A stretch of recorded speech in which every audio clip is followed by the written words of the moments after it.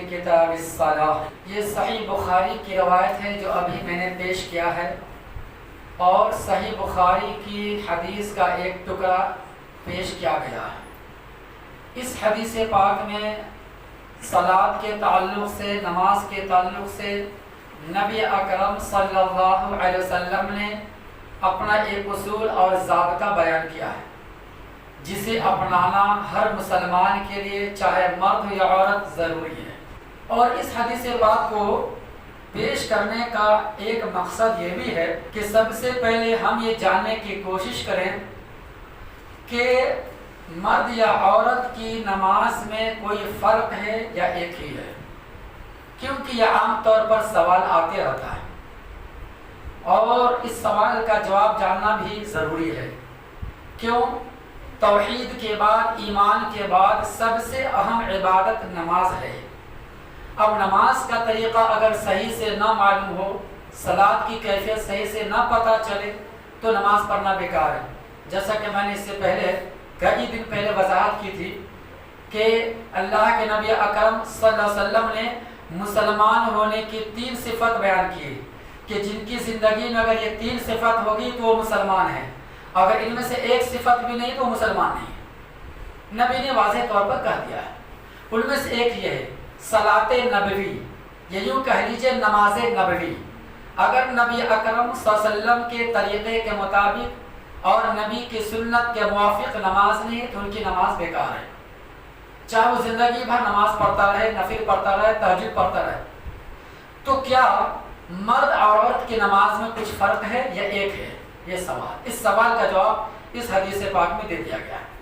سب سے پہلی بات ہمیں اور آپ کو یہ سمجھنا چاہیے، اور دنیا کے تمام مسلمانوں کو، کہ قرآن مجید کی کسی بھی آیت میں یا نبی اکرم صلی اللہ علیہ وسلم کی کسی بھی صحیح حدیث میں یہ بات بالکل نہیں ملتی ہے کہ مرد اور عورت کی نماز میں فرق ہے۔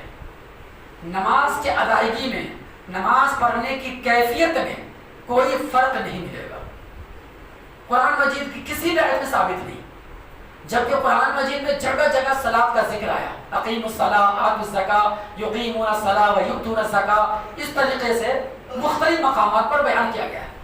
اور نبی اکرم صلی اللہ علیہ وسلم بھی صلاۃ کے تعلق سے، نماز کے تعلق سے بڑا سے بڑا مسئلہ یا چھوٹا سے چھوٹا مسئلہ سب کو وضاحت کر کے بیان کر دی، امت کے سامنے رکھ دیا۔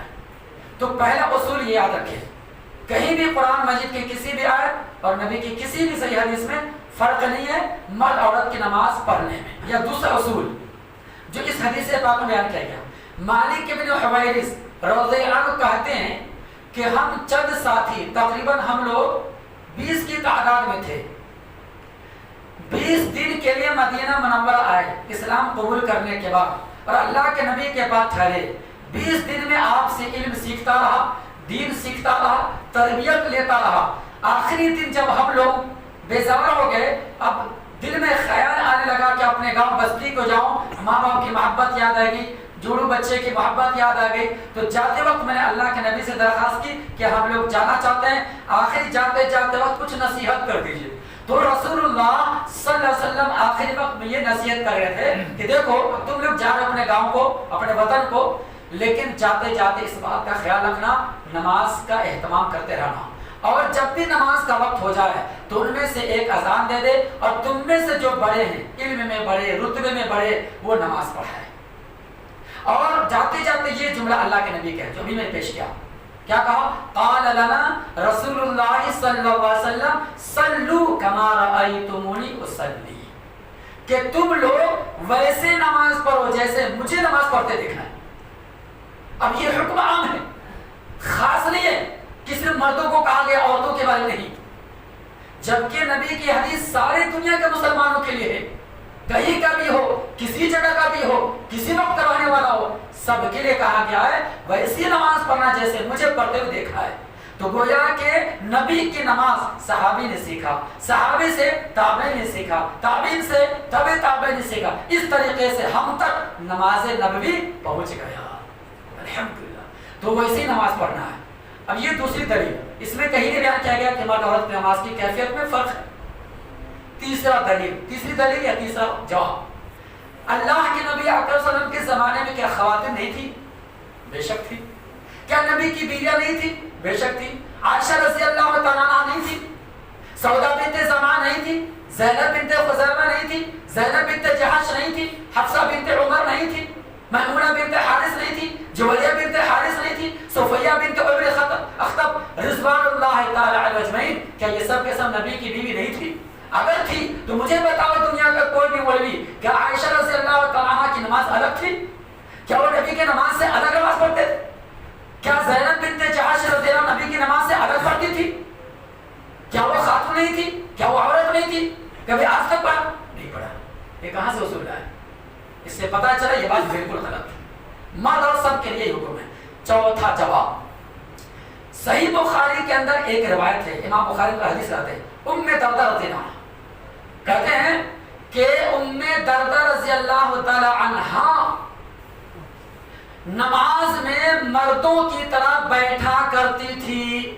جیسے مرد حضرات نماز میں بیٹھتے تھے نا، تورک یا تشہد جو بھی ہو، مردوں کی طرح بیٹھا کرتی تھی، اور یہی نبی کا طریقہ تھا. اب بتاؤ، مرد عورت کی نماز کی کیفیت میں اگر فرق ہوتا تو ام دردہ رضی اللہ عنہا کہتی ہے کہ مردوں کی طرح عورتیں بیٹھا کرتی تھی، حالانکہ وہ فقیہہ تھی. ام دردہ رضی اللہ، فقیہہ کا مطلب مفتیہ، فتویٰ دینے والے، دین کے سمجھدار. ان سے بڑی کون تھے جی؟ صحابیہ بیان کرتی.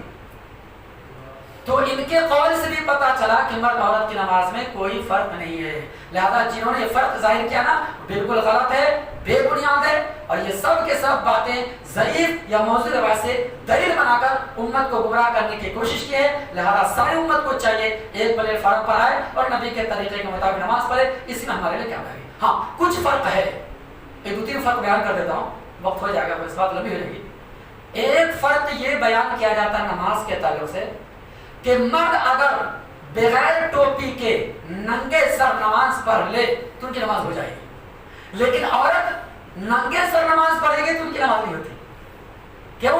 ابو داؤد کی روایت. اللہ کے نبی اکرم صلی اللہ علیہ وسلم بیان فرماتے ہیں لا تقبل صلاۃ حائض الا بخمار، کہ کوئی بھی بالغہ عورت کی نماز بغیر سر پہ اوڑھنی رکھے ہوئے، بغیر دوپٹہ کے نماز نہیں ہوتی. یہ فرق اتنا ہی. دوسرا فرق اور لے لو.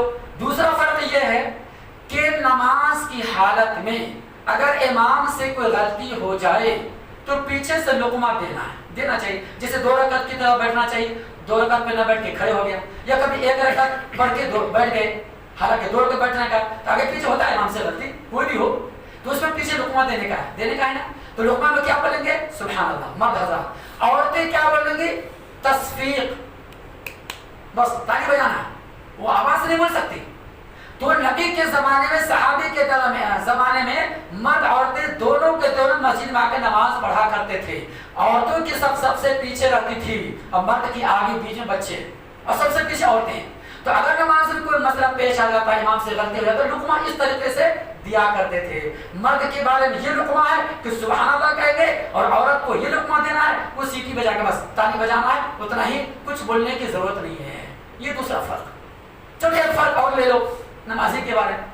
ایک فرق یہ بھی بیان کیا جاتا کہ مردوں کی صف سب سے آگے، اس کے بعد بچوں کی صف، اور عورتوں کی صف سب سے پیچھے. اور نبی کی واضح حدیث ہے، اللہ کے نبی بیان فرماتے ہیں مردوں کا سب سے بہترین صف آگے کا صف ہے، اور مردوں کا سب سے بدترین صف پیچھے کا صف ہے، اور عورتوں کا سب سے بدترین صف آگے کا صف ہے، اور عورتوں کا سب سے بہترین صف پیچھے کا صف ہے. جی یہ حدیث ہے. یہ دونوں میں فرق ہے، چند باتیں جو فرق ہے، اور بھی انشاءاللہ کسی مسئلے بیان کیا جائے گا. اللہ سے دعا کر اللہ تعالیٰ تمام مسلمانوں کو دین کی صحیح سمجھ اور نیک عمل کی توفیق عطا فرمائے.